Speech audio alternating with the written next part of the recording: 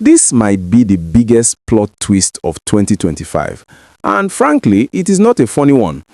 We are looking at a situation that has shifted from diplomatic jokes to what many are now calling a cold-blooded betrayal.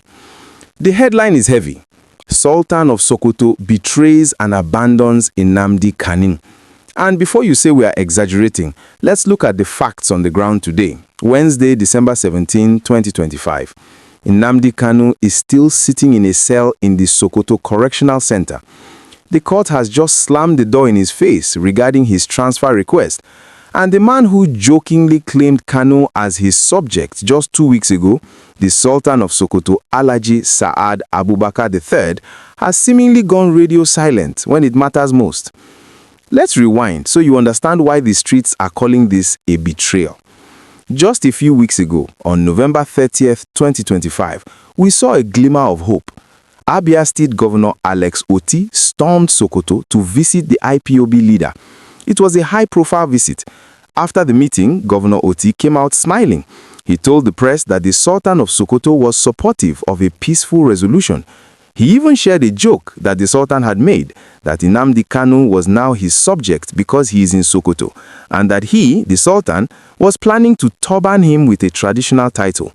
We all laughed. Kanu reportedly laughed. It sounded like the beginning of a new alliance, a handshake across the Niger that would finally end this saga. But fast forward to December 8, 2025, the Federal High Court, led by Justice James Omotosho, delivered a crushing ruling. They rejected Kanu's application to be moved from Sokoto back to Abuja or Kefi. The court said no. They said he stays in Sokoto. Now, this is where the betrayal narrative kicks in. If the Sultan of Sokoto, the most powerful traditional ruler in the north, the man who calls the shots in the caliphate, truly considered Kanu his subject, even jokingly, and truly wanted a political solution, why is Kanu still rotting in that cell in his backyard? Critics and IPOB supporters are now asking, was the turbaning comment just a mockery? How can you call a man your subject and then watch in silence as the state leaves him to languish in a prison where his lawyers claim his health is deteriorating?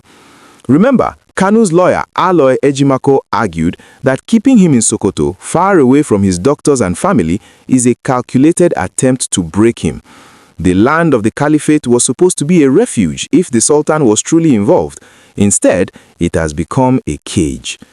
The silence from the palace is deafening. Since that court ruling on December 8 confirmed that Kanu is not going anywhere, we have not heard a pim from the Sultan demanding his release or even better conditions. Instead, what have we heard? We have heard the Sultan warning clerics about double standards.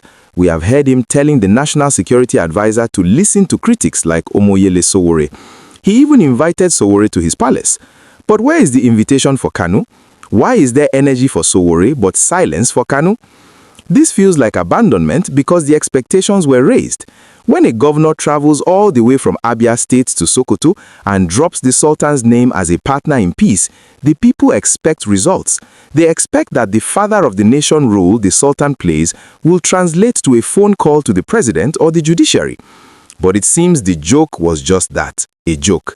And for Nnamdi Kanu, who is battling heart issues and potassium deficiency in that cell, nobody is laughing anymore. The optical reality is bad. You have the leader of the IPOB movement trapped in the heart of the north.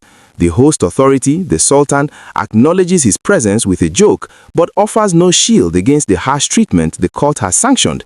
It feeds into the narrative that the political elite use Nnamdi Kanu as a bargaining chip when it suits them and discard him when the headlines fade. The question on everyone's lips is the Sultan's silence a sign that he supports the government hardline stance, or is he working behind the scenes? Because right now, behind the scenes is not good enough for a man serving a life sentence. The betrayal here is the gap between the friendly words we heard in November and the cold, hard prison bars of December.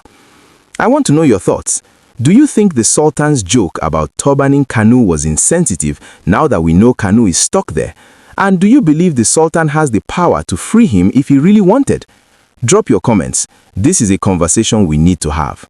And please do not forget to smash that like button. It tells YouTube that this is the kind of fearless analysis you want. If you are new here, click subscribe and turn on the notification bell. We are watching the palace, we are watching the prison, and we will tell you if the lion eventually gets that turban or he remains in chains.